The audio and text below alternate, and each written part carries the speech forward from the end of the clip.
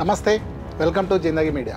ఈరోజు మనకు ముఖ్యమంత్రి గారు చాలా రోజుల నుంచి ఒక అంశం మాట్లాడుతుంటుంటే మనం వింటుంటే లంక బిందెలు అంటుండే ఆయన. గతంలో మనం చూసినాం, ప్రతిపక్ష నాయకుడిగా ఉన్నప్పుడు సచివాలయం కింద లంక బిందెలు ఉన్నాయని చెప్పి ఆయన మాట్లాడిన సందర్భం చూసినాం. ఆ తర్వాత అధికారంలోకి వచ్చినా కూడా చాలా సందర్భాల్లో మేము లంక బిందెలు ఉంటాయి అనుకున్నాం, కానీ ఇక్కడ ఖాళీ కొండలు ఉన్నాయని చెప్పి మాట్లాడిన సందర్భం చూసినాం.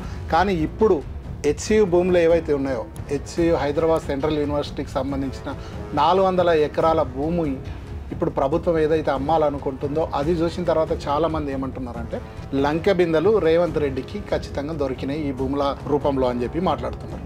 మాట్లాడితే కేసీఆర్ లంక బిందెలు దాచిపెట్టిండని చెప్పి మాట్లాడిన రేవంత్ రెడ్డికి నిజంగా కేసీఆర్ అయితే నిరాశపరిచి లంక బిందెలు ఏం పెట్టలేదు, కానీ ఆయన గురువుగా చెప్పబడుతున్న చంద్రబాబు నాయుడు మాత్రం ఈ 400 ఎకరాలు ఎవరికైతే పంచిస్తా అని చెప్పిండో ఆ 400 ఎకరాలు బిల్లీరావుకు సంబంధించి అది అక్కడ కోర్టులో కొట్టేయడంతో, సుప్రీంకోర్టులో కొట్టివేయడంతో ఇప్పుడు ఈయనకు నిజంగా ఒక లంక బిందె దొరికినట్టయింది. అంటే గురువు గారు ఈ రూపకంగా మన రేవంత్ రెడ్డి గారికి సాయం చేసినట్టుగా. కానీ మన ముఖ్యమంత్రి గారు అర్థం చేసుకోవాల్సింది ఏంటంటే లంక బిందెలు దొరికినప్పుడు ఖచ్చితంగా దాన్ని సొంతానికి వాడుకోవడము, దాన్ని నేను తీసుకొని ఏదో చేస్తా అని చెప్తే కుదరదు అన్న అంశం మన ముఖ్యమంత్రి గారు అర్థం చేసుకోవాలి. లంక బిందెలు దొరికితే ప్రభుత్వానికి అప్పగించాలి.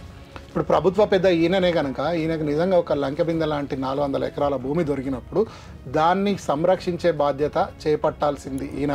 కానీ ఈ భూములను నేను అమ్ముకొని నా ప్రభుత్వానికి కావాల్సిన అవసరాలను తీర్చుకుంటా అంటే మాత్రం ఎవరు ఒప్పుకోరు.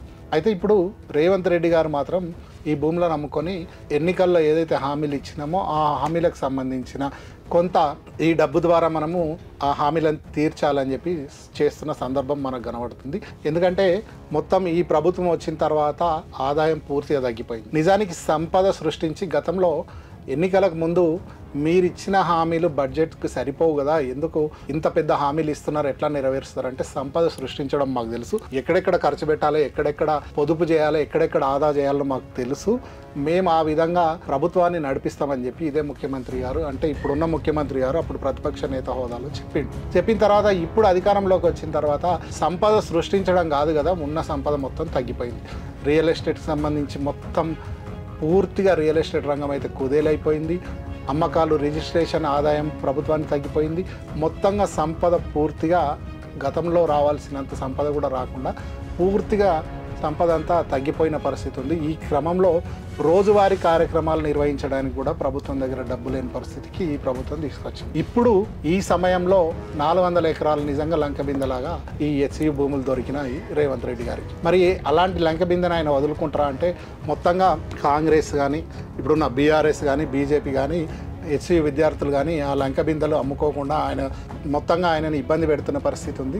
సో ఈ ఆదాయం సంపద పెంచే క్రమం ఆయనకు తెలియకపోగా గతంలో చెప్పిన సంపద పెంపు ఏదైతే ఉందో దాన్ని తగ్గిస్తున్నాడు కనుక ఖచ్చితంగా ఆయన ఈ భూములను అమ్ముకునే పరిస్థితి, అంటే ఈ భూములను అమ్ముకుంటేనే ఆయనకి ప్రభుత్వం మనుగడ సాధించే పరిస్థితి ఉంది కనుక ఖచ్చితంగా ఆయన భూములు అమ్ముతాడనేది మనకు అర్థమైపోతున్న సందర్భం కనబడుతుంది.